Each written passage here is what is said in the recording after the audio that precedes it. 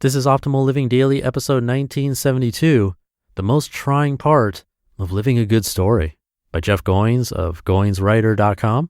And I'm Justin Malik, the guy who's been reading articles and book excerpts to you every day, including holidays, covering personal development or self-help, how to live a better life, and a lot more.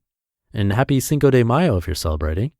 And now to get new episodes for free, make sure to hit the follow or subscribe button in pretty much any podcast app or wherever you listen to audio. It's also a nice and free way to show your support. For now, let's get right to it and start optimizing your life. The Most Trying Part of Living a Good Story, by Jeff Goins of GoinsWriter.com.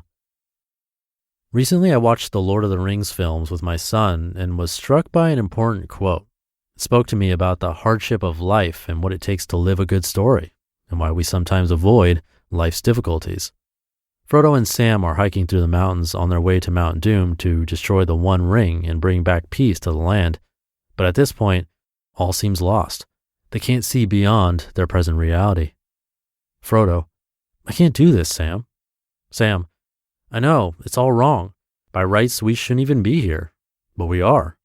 It's like in the great stories, Mr. Frodo, the ones that really mattered. Full of darkness and danger they were. And sometimes you didn't want to know the end. Because how could the end be happy? How could the world go back to the way it was when so much bad had happened? But in the end, it's only a passing thing, this shadow. Even darkness must pass. A new day will come. And when the sun shines, it will shine out the clearer. Those were the stories that stayed with you, that meant something, even if you were too small to understand why. But I think, Mr. Frodo, I do understand. I know now. Folk in those stories had lots of chances of turning back. Only they didn't. They kept going because they were holding on to something. Frodo: what are we holding on to, Sam? Sam: that there's some good in this world, Mr. Frodo, and it's worth fighting for. Our lives as stories. I don't know what life is like for you, but for me, it can sometimes seem difficult. There are things I want to do, aspirations and dreams I have, and much to my surprise, I don't always get those things that I want. So I huff and puff and throw my little tantrums.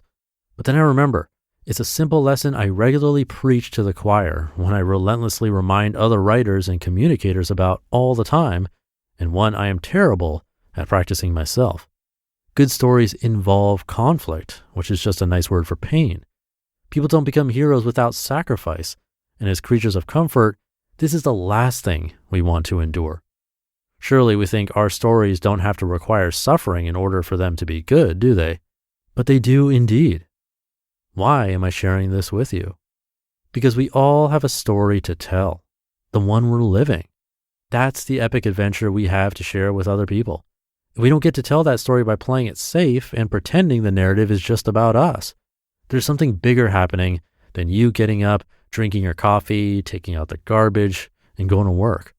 I know it feels like that sometimes, and other times like the pain will never go away. But all of this experience is teaching us something, pointing us to a deeper revelation. I won't pretend to have it all figured out. I don't. But I do know there's something liberating about letting go and realizing the story doesn't have to be completely about me. Everyone wants to be happy. But here's the truth about happiness. It's a paradox. The best way to be happy is to not try to be happy. Happiness is a byproduct of finding your purpose, of living out your calling. A life that is focused solely on self and one's own happiness ultimately ends up being shallow and unsatisfying. The cure for the common life. Ever seen the TV show Toddlers and Tiaras? Talk about a perfect illustration of the ugliness of getting what you want. I remember when my siblings were in their terrible 2s, and then their terrible 3s and 4s and 5s and so on. Toddlers aren't always fun to be around. One time my sister hit me in the face with a remote control, giving me a black eye. But let's face it, sometimes we are those screaming little ones who haven't gotten our way. We think life is about our comfort. It's not. It's about others. We are most fulfilled when pouring out our lives for something bigger than us. I don't want to get too preachy, but you've only got one shot at this thing called your life. Don't you want to make it count? If you're feeling that dissatisfaction that plagues so many, the solution is simple. Find a bigger story. You making a lot of money to retire early, that's a small story. You getting out of debt to help others live free lives? That's a bigger story. Still, it's one thing to talk about this stuff and quite another to do it. So let's say you want to live a good story. Well, get ready, because this is going to hurt. Remember these 3 qualities of a good story. Number 1, good stories don't have predictable endings.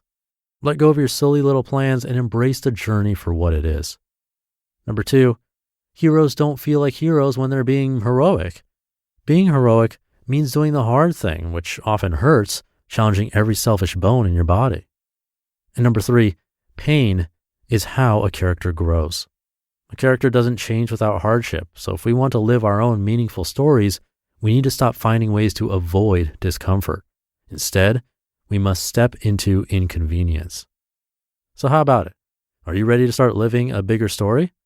Here's a pledge I'm making. Feel free to join me. Today, I choose more than me. I invite the bigger story. You just listened to the post titled, The Most Trying Part of Living a Good Story by Jeff Goins of GoinsWriter.com. I'll keep this ending nice and short for today. Have a great rest of your day, and I'll catch you tomorrow where your optimal life awaits.